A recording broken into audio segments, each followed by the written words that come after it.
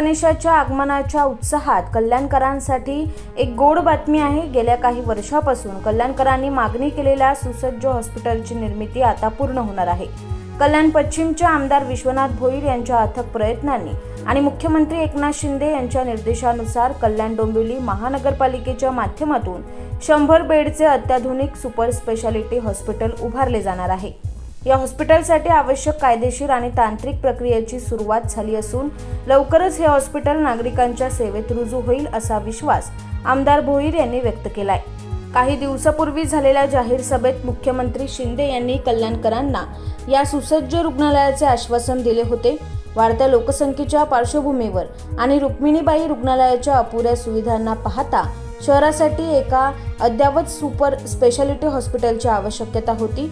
या गरजेला ध्यानात घेऊन आमदार भोईर यांनी मुख्यमंत्री शिंदे यांच्याकडे निरंतर पाठपुरावा केला।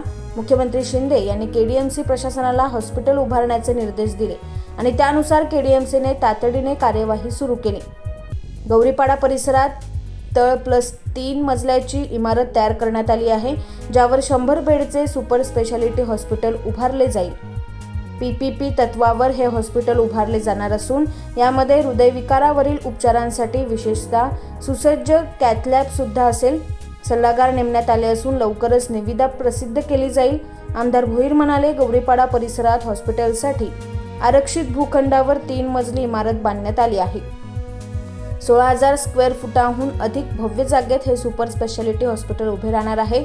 निवडणुकीच्या जाहीरनाम्यात आम्ही सुसज्ज रुग्णालयाचे आश्वासन दिले होते आणि आता हे रुग्णालय लवकरच नागरिकांच्या सेवेत रुजू होईल। या दौऱ्यात केडीएमसी आरोग्य विभागाचे उपायुक्त प्रसाद बोरकर, साथरोग नियंत्रण विभाग अधिकारी डॉक्टर प्रतिभा पानपाटील, माजी नगरसेवक गणेश जाधव, डॉक्टर धीरज पाटील, उपशहर प्रमुख अंकुश जोगदंड, विभाग प्रमुख अंकुश केने, शाखा प्रमुख अशोक भोईर आणि केडीएमसीचे माजी उपायुक्त प्रकाश गव्हाणकर उपस्थित होते।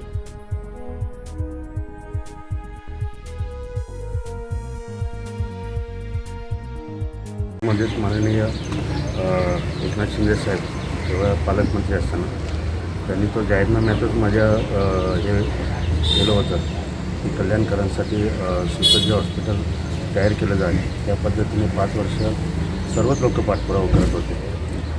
त्याच्यात महापालिकेच्या सर्व लोक आयुक्तापासून बाधित हे असतील, आमचे लोक असतील आणि मी स्वतः, आणि त्याचं यश म्हणून साहेबांनी कल्याणच्या जाहीर सभेमध्ये हे सांगितलं होतं की कल्याणकरांना सुपर स्पेशालिटी हॉस्पिटल देण्यात येईल आणि त्यानुसार आता कल्याण डोंबिवली महापालिका आयुक्त माननीय जाखर मॅडम आणि त्यांची सर्व टीम यांनी हे आरक्षित असलेलं बिल्डिंगचं ज्या हॉस्पिटलसाठी ती बिल्डिंग ही जागा आरक्षित होती, तिथे ही बिल्डिंग बांधलेली आहे।